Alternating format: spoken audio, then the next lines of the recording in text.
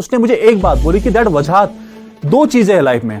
सबसे बड़ा जो मुश्किल काम है यहाँ पे वो है जीना, और सबसे बड़ा जो आसान काम है वो है मरना। हमें दिमाग में यही बताया गया कि हमें मरना है, हमें दिमाग में यही बताया गया कि हमें स्टून पेल्टिंग करनी है, हमें यह बताया गया कि दैट आपको जन्नत में जाना है। हम सबका ये मानना था कि दैट हमारे लिए जो हीरो है, हमारे लिए जो रोल मॉडल है वो लड़का है जो सबसे पहले आर्मी गाड़ी पे पत्थर मारे।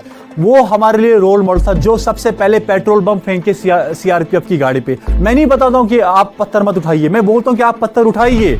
आप पत्थर, आजादी के बगैर मुझे कोई कंसेप्ट ही नहीं था कि कोई आजादी है, या हम 15 अगस्त सेलिब्रेट करते हैं या 26 जनवरी हम सेलिब्रेट करते हैं, हमें पता ही नहीं था।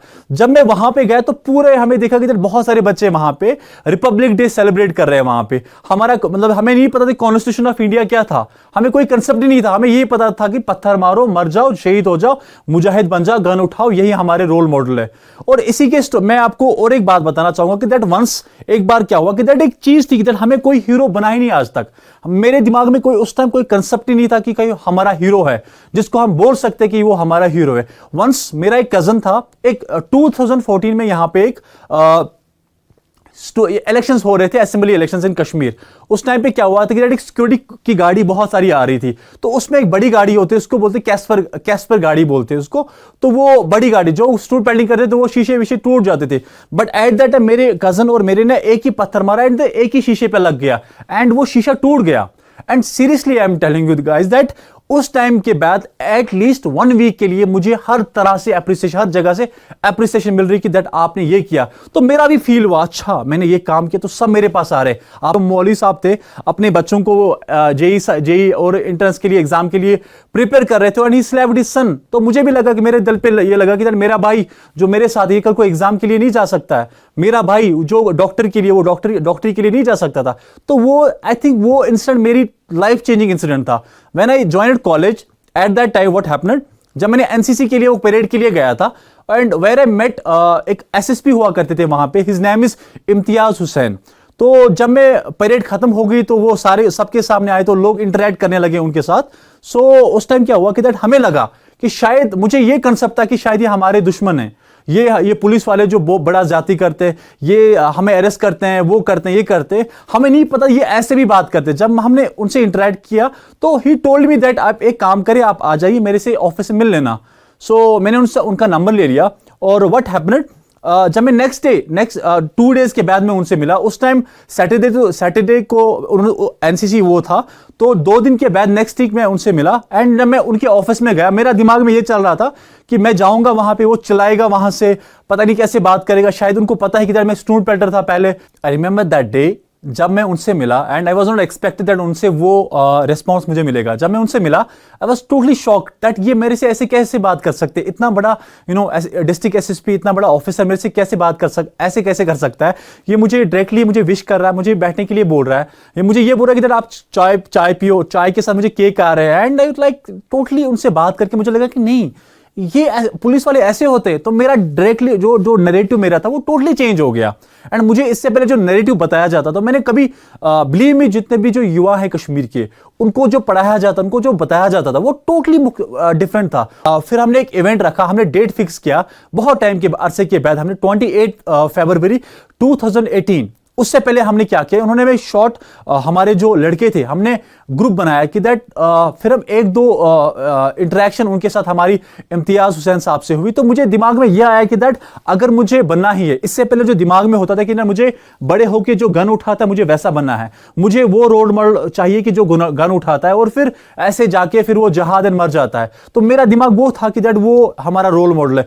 जब मैं एसएसपी बारामूला उस टाइम के जो इम्तियाज हुसैन थे, जब मैं उनसे मिला मुझे लगा कि नहीं, यही मेरे रोल मॉडल है, मुझे बड़े होके यही बनना है जो इम्तियाज हुसैन आज इस चेयर पे बैठे हैं, जो कि यहाँ लोगों से बात करते हैं, लोगों के साथ इंटरेक्ट करते हैं, किस तरह से लोगों की हेल्प करते हैं, किस तरह लोगों को समझाते हैं, मुझे ये बनना है। मुझे आई रिमेंबर दैट थिंग, उसने मुझे एक बात बोली कि दैट वजहात, 2 चीजें है लाइफ में।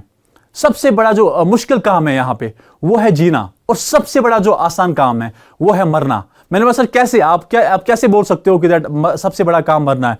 तो ही टोल्ड मी दैट अगर कोई मरना इतना आसान है, अगर आप कहीं पे जहलम पे जाओगे, वहां पे छलांग मारोगे, हो गया, आपने जहर खा लिया तो आप मर गए। तो कोई मतलब इतना मतलब छोटा काम है और इतना आसान काम है, आप कभी भी कुछ ये कर सकते हो। बट सबसे बड़ा काम है जीना, और सबसे उससे भी ज्यादा बड़ा काम है जीना, और उसके साथ साथ दूसरों की मदद करना, कुछ कंट्रीब्यूट करना अपने सोसाइटी के लिए। और वो बात मुझे अभी भी याद है और दिमाग में बनाया कि दैट मुझे लाइफ में जीना है, और लाइफ में अपने लिए नहीं जीना, बाकियों के लिए नहीं जीना है। वो ऐसे लड़के जो रेडिकलाइज हुए, जिन लोगों को गलत रास्ता पढ़ाया गया, जिनको गलत रास्ता दिखाया गया, उनको सही रास्ता दिखाना है। जैसे मैं इस रास्ते से निकला हूं, वैसे ही उनको इन इवेंट्स में, इन काउंसलिंग इवेंट्स में लाके इंटरेक्शन करके इनको बताना कि दैट रियलिटी क्या है। They are our saviours, they are our own people, we are one. ये मकसद लेके हमने एक ऑर्गेनाइजेशन स्टार्ट की जिसका नाम था save youth save future foundation.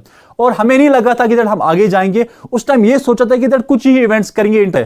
जब उन्होंने उनसे बात की, उनको भी लगा कि ये तो गलत है, और सब आए, जब उनसे बातचीत की, और सब उनसे वो जो 400 लड़के, तो उनमें से मोर देन 200 लड़के हमारे से जुड़े और हमारी ऑर्गेनाइजेशन के साथ जुड़े कि बोला हमने भी काम करना है, हमने भी जीना है, हमने भी कुछ डिफरेंट चीजें करनी है। जब धीरे धीरे हमने उनसे बात की तो डिफरेंट, जब हम कारवां बढ़ता गया तो और भी लोग जुड़ते गए, और भी मेंटर्स हमारे लिए हमारी लाइफ में आ गए। मैं और एक एग्जांपल देता हूं कि दैट ब्रिगेडियर, उनका नाम था गिरीश कालिया सर, जो बारामूला में थे। उनके एक कैप्टन थे, कैप्टन अंकुर और मेजर सुशील। जब उनसे बात होती, जब हमें ये एग्जीक्यूट करने होता था, ये प्लान्स हमें एग्जीक्यूट करना, जब हमें लड़कों के साथ इंटरेक्शन करना होता था, दे वर द पीपल जो उन्होंने हमेशा गाइड किया, जिन्होंने मुझे बोला कि ये बुक्स पढ़ो, जिन्होंने मुझे बुक्स प्रोवाइड की, जिन्होंने मुझे जब भी कहीं जाना होता तो उन्होंने मुझे हमेशा हेल्प की। मुझे लगता कि दैट ये स्टोरी जो है इट्स टोटली डिफरेंट। जो एक नैरेटिव था कि दैट जीना, हमें बस मरना ही है, हमें दिमाग में यही बताया गया कि हमें मरना है, हमें दिमाग में यही बताया गया कि हमें स्टोन पेल्टिंग करनी है, हमें यह बताया गया कि दैट आपको जन्नत में जाना है। बट ये नहीं बताया कि दैट जो लोग अपने बच्चों को पढ़ाते थे, ऑफिसर बनाते थे, डॉक्टर्स बनाते थे, वही लोग हम पे राज करते थे, हमें ये बढ़ाते, हम लोगों को मरवाते थे, और हमें हमारे मरने पे वो बिजनेस करते थे, और हमें हमारे मरने पे उनको पैसा मिलता था। तो सबसे बड़ी बात, जब हमें यह एहसास हुआ कि दैट सही क्या और गलत क्या है, तब जाके हमने ये इनिशिएटिव लिया कि save youth save future foundation हमने स्टार्ट किया। और पहले हमने बारामूला में स्टार्ट किया, फिर हमने पूरे कश्मीर में, और मकसद यही था, जो वजह जैसे लोग थे जो काम करते थे, जिनका कोई ड्रीम ही नहीं था, जिनका कोई मकसद ही नहीं था, उनको समझाना कि दैट जो आपके ड्रीम्स है, अपने ड्रीम्स बनाओ, अपने लिए कुछ ऐसा करो कि दैट आपकी वजह से किसी और को फायदा मिले। ये हमने सीखा, और पूरे कश्मीर, बारामूला से निकल के पूरा नॉर्थ कश्मीर हमने देखा, काम किया। फिर साउथ कश्मीर से हमें लोग जुड़ने लगे। फिर आज अगर आप देखोगे पूरे साउथ कश्मीर में, अगर आप देखोगे पूरे कश्मीर में हमारे मेंबर्स है, हमारे ऑफिस है। और मेरे जो एक आई कैन से दैट जो हमें जहालत सिखाई जाती थी, जो हमें एक प्रोपेगेंडा के लिए हमें वो दबाया जाता था, जो हमें गलत चीजें, जो हमें गलत चीजों के लिए ये बुरगलाया जाता था, उन चीजों से हमें दूर जाइए। और मैं आज के जब हम काम करते हैं, मैं हमेशा एक बात बोलता हूं हर इंसान को, हर यूथ को, अपने भाई को बोलता हूं, आज भी मैं इस मंच की तरफ से, जब आज यहां पे अगर हम बात करते हैं कि दैट आज मुझे जो स्टॉक्स में एक मौका मिला, एक फॉर्मर स्टूल पेल्टर आज यहां पे जो स्टॉक्स में आ गया, फॉर्मर स्टूल पेल्टर, मैंने कभी सोचा भी नहीं था कि मैं कश्मीर से बाहर जाऊंगा, पूरे इंडिया में, ना कि पूरे इंडिया में, वो फॉर्मर स्टूल पेल्टर आज इंटरनेशनल जो ऑर्गेनाइजेशन, यूरोपियन यूनियन, उनके साथ हमें काम करने का मौका मिला।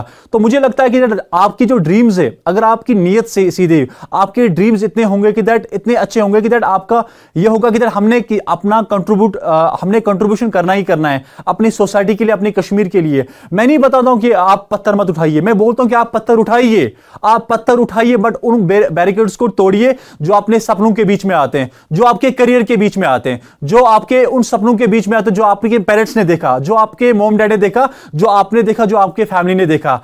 आप उन लोगों को पत्थर मारिए जिन्होंने, जो गलत सोच रखते हैं और ये सोच रखते हैं कि दैट यहां पे कश्मीर में वही वॉयलेंस रहे। आप उन लोगों को पत्थर मारे कि जिन्होंने हमेशा कश्मीर की बर्बादी के लिए काम कर रहे हैं, और जो करते थे और करते हैं, उनके लिए आप पत्थर उठाइए। मैं समझता हूं कि जब आप एक ही काम करें, आप अपने लिए उन लोगों को पत्थर मारे कि जो आपके ड्रीम्स के बीच में, आपके सपनों के बीच में आते हैं। तो यही आज इस शो का मैं आज यहाँ पे आया हूँ कि दैट यही एक मेरा मैसेज है कि दैट अपने कश्मीरी युवाओं के लिए कि दैट मेक योरसेल्फ, अपने आप को बनाओ, अपने फैमिली को प्राउड कराओ और अपने जो माँ बाप है उनके सपनों पे आ जाओ। और कोई माँ बाप ये नहीं चाहता कि वो अपनी बच्चे की बॉडी देखे, कोई माँ बाप ये नहीं चाहता कि अपनी बच्चे की कोई वो बॉडी देखे या कोई उस जख्मी हालत में देखे या गलत रास्ते पे देखे। यही एक मैसेज है कि मैं आपको बोल रहा हूं कि दैट अपने माँ बाप को प्राउड फील कराइए, अपने माँ बाप के लिए कुछ करे और अपने कश्मीर के लिए करे और इंसानियत के लिए कुछ करे। Thank you so much.